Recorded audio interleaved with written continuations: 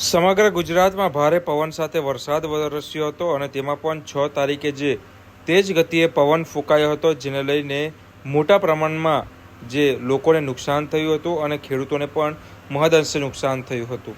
તેમાં પણ ત્યારબાદ વરસાદ પડ્યો હતો દક્ષિણ ગુજરાતમાં, જેને લઈને નવસારી જિલ્લાની વાત કરવામાં આવે તો નવસારી જિલ્લામાં ભારે પવન સાથે વરસાદ પડતા ખેડૂતોના માથે આભ ફાટી પડ્યું હતું તેવી સ્થિતિ ઊભી થઈ હતી. કારણ કે દક્ષિણ ગુજરાતની વાત કરવામાં આવે તો દક્ષિણ ગુજરાતના તમામ જે ખેડૂતો છે, મહદઅંશે તમામ જે ખેડૂતો છે, તેઓ કેરી અને ચીકુ અને ડાંગરની ખેતી ઉપર નિર્ભર છે. તેવા સમયે આ કુદરતી આપત્તિ અને ભારે પવનને કારણે સંપૂર્ણ જે તૈયાર થયેલો પાક હતો તે પડી ગયો હતો, જેને લઈને હવે બજારમાં પણ મૂકી શકાય તેવી પરિસ્થિતિ ન હતી. ત્યારે નવસારી એપીએમસીના સેક્રેટરી એવા દર્શનભાઈ દ્વારા અને જે એપીએમસીના પ્રમુખ દ્વારા માહિતી મળી હતી કે નવસારી એપીએમસી માર્કેટમાં રોજની 4.5 થી 5,000 મણ કેરીની આવક થતી હતી, પરંતુ આજે ભારે પવન સાથે વરસાદ પડતા તમામ જે કેરીઓ છે તે જમીનદોસ્ત થઈ ગઈ હતી અને આ જમીન પર તમામ કેરીઓ ખરી પડતા તેને મોટા પ્રમાણમાં નુકસાન થયું હતું અને સારા એવા ભાવ પણ ખેડૂતોને મળી શકે તેવા ન હતા. અને નવસારી એપીએમસી માર્કેટમાં એક દિવસ માટે હરાજી પણ બંધ કરવામાં આવી હતી. ત્યારે હવે ગત વર્ષની સરખામણીની વાત કરવામાં આવે તો ગત વર્ષે આ જ મહિનામાં જે 80,000 થી 85,000 મણ કેરીની આવક થઈ ગઈ હતી ને આ વર્ષની સાથે ગત વર્ષની સરખામણી કરીએ તો આ વર્ષે માત્ર 50,000 મણ કેરીની આવક થઈ છે, જે માહિતી સામે આવી છે. એટલે ગત વર્ષ કરતાં 30,000 થી 35,000 મણ કેરીની આવક ઓછી થઈ છે.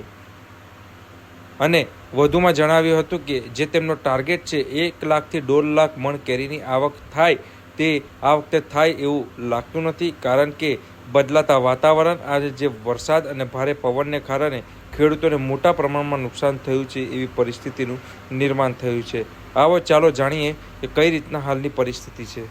હું મહેન્દ્રસિંહ કિશોરસિંહ કપેટિયા, ચેરમેન એપીએમસી નવસારી.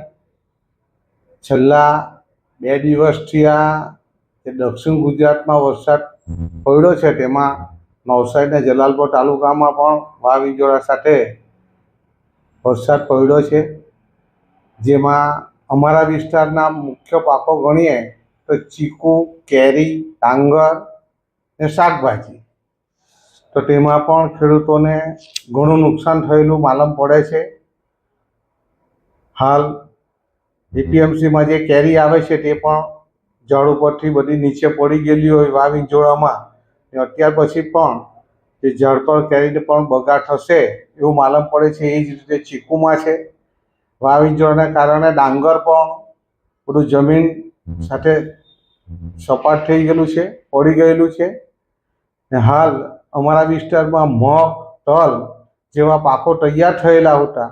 ખેડૂતો કાપણીની રાહ જોતા હતા, કોઈ ખેડૂતે કાપી પણ નાખેલા હતા, તેનો પણ બગાડ થયેલ છે. એ જ રીતે હું એપીએમસીની વાત કરું તો જે અમારા ત્યાં વરસાદ ન હતો ત્યારે 4,000 થી 4,500 મણ કેરી આવતી હતી, જેને લઈને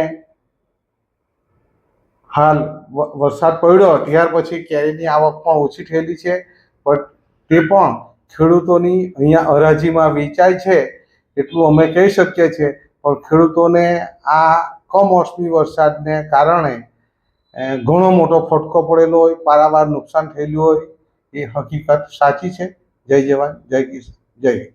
વરસાદ પહેલા કેટલી કેરીની આવક થતી હતી? વરસાદ પહેલા કેરીની આવક 4,000 થી 5,000 મણની આજુબાજુ થતી હતી. તેમાં માલ પણ સારો આવતો હતો.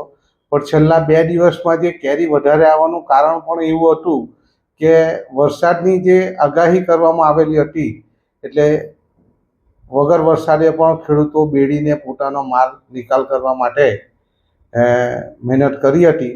એને લઈને થોડીક વધારે કેરી આવતી હતી. જનરલમાં આ વર્ષે કેરીનો પાક પણ ઓછો છે.